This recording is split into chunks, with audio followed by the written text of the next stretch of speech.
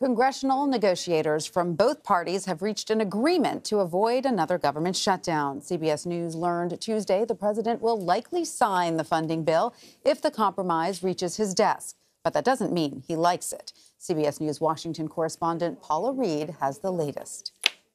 I don't think you're going to see a shutdown. With another government shutdown looming on Friday, President Trump signaled he would reluctantly back the border security deal reached last night on Capitol Hill. I'm not happy about it. It's not doing the trick. The deal provides $1.4 billion for 55 miles of new fencing along the border, far short of the $5.7 billion and 200 miles of wall construction the president has demanded. Though Democrats did drop a demand to cap detention slots for immigrants captured in the U.S. Senate Majority Leader Mitch McConnell and other top Republicans, anxious to avoid another costly shutdown, said they were moving forward with the plan. It's not everything the president hoped to get, but I think it's a good step in the right direction. Senate Democratic Leader Chuck Schumer concurred. I agree with Leader McConnell. He ought to sign the bill. But conservative pundits who have the president's ear trashed the deal. Any Republican that supports this garbage compromise, you will have to explain. Today, Senator Lindsey Graham urged the president to sign it and find another way to build the wall. I think the president's going to go it alone on the border, that whether it's 1375 or whatever the number is, I don't mind him taking that as a down payment and finding the rest through executive action.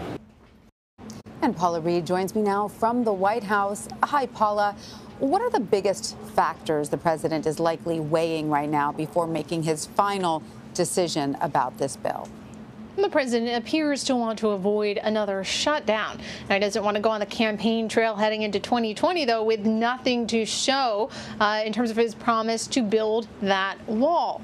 Now, $1.4 billion is something, but it's far short of the $5.7 billion he has demanded. In fact, it's also significantly less than a proposal he rejected last year.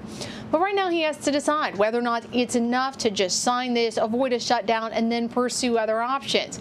A lot of Republicans are trying to frame this as a win for him, encourage him to sign it. Again, avoid a shutdown, and many of them are also trying to get him not to pursue some of those other options that could create other political challenges. But you have a lot of very high-profile conservative pundits, including Sean Hannity, calling this deal, quote, garbage. So the president has a lot of different voices right now, but as of tonight, sources tell CBS News that the president is likely to sign this bipartisan compromise. And Paula, not even all Republican lawmakers seem inclined to endorse the deal. This includes Congressman Mark Meadows and Jim Jordan, who both spoke out against the compromise Tuesday. Are there any other options for the GOP to pursue at this point? There are. The president can try to use his executive power to either pursue a national emergency, free up some Pentagon funds to help build that wall, or he can use other forms of executive action to get access to different funds within the federal government. Now, there are some concerns about this. First and foremost, many Republicans even believe any attempts to do this could be challenged in the courts, be held up for quite some time.